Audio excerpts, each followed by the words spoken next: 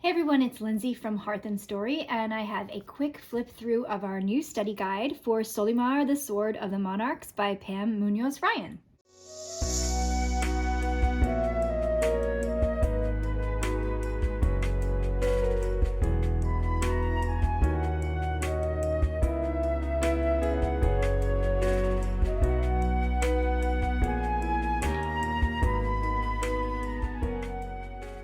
So let's get into it.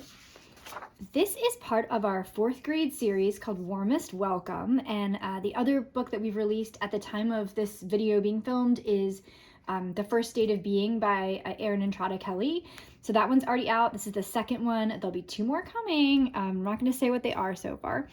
And here's what you need to get started. We have our list of materials. Of course, you'll need a copy of the book. That's not included, so you want to go ahead and make sure you pick that up. I love the cover of this one.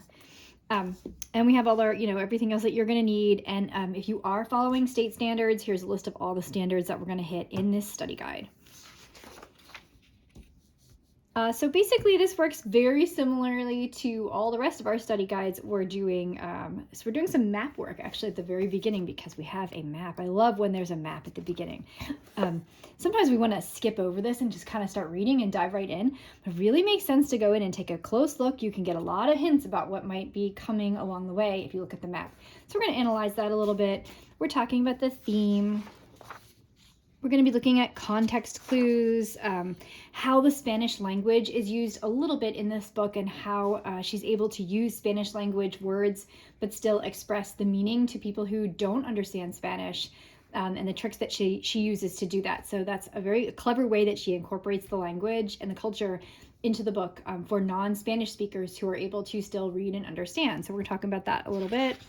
We are going to be looking at coming of age customs. In the book, Solimar is celebrating her quinceañera. She's getting ready to celebrate it. So we're going to look at either that one or one from another culture that you're interested in and do a little bit of a short research project on it for one of the days. Another thing we're going to be doing is sketching.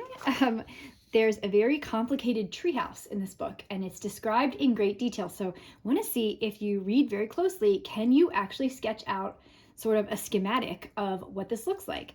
And I have an example in the answer key of how I did it, but I want to see what everyone else comes up with. And we're talking about, of course, that theme of Warmest Welcome is going to come in here, that radical hospitality. We see it from so many characters in this book. This is a wonderful book. Very strong male character who I really, really, really like in this one as well, besides the title female character. But we're going to see a lot of that coming in, so that's in here quite a bit. And in the end, actually, we get a really good, I'll show it to you in the book, a little short informational text about monarch butterflies. Let me get to the very end. Here we go. Long live the butterfly, that comes at the end. It's not even that long, but it has a lot of really great information, and it's a great way to practice reading an informational text and summarizing it, especially because we have these wonderful headings that help us figure out as clues what should be in a summary that we write. So we're going to be doing a little bit of a summary project there for writing, and it kind of walks the students through the whole thing. And then they're going to be doing a little bit of research into how their own community, wherever it is that you're living, welcomes animals who need help and helps them. So that's a wonderful little research project at the end with a little bit of writing as well. So that's about it. Of course, we do also have our answer key at the end.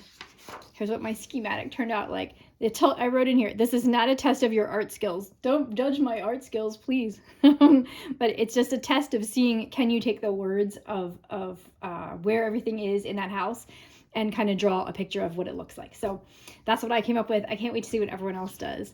And that's about it for Solimar, Sword of the Monarchs. Let me know if you have any questions, and happy homeschooling.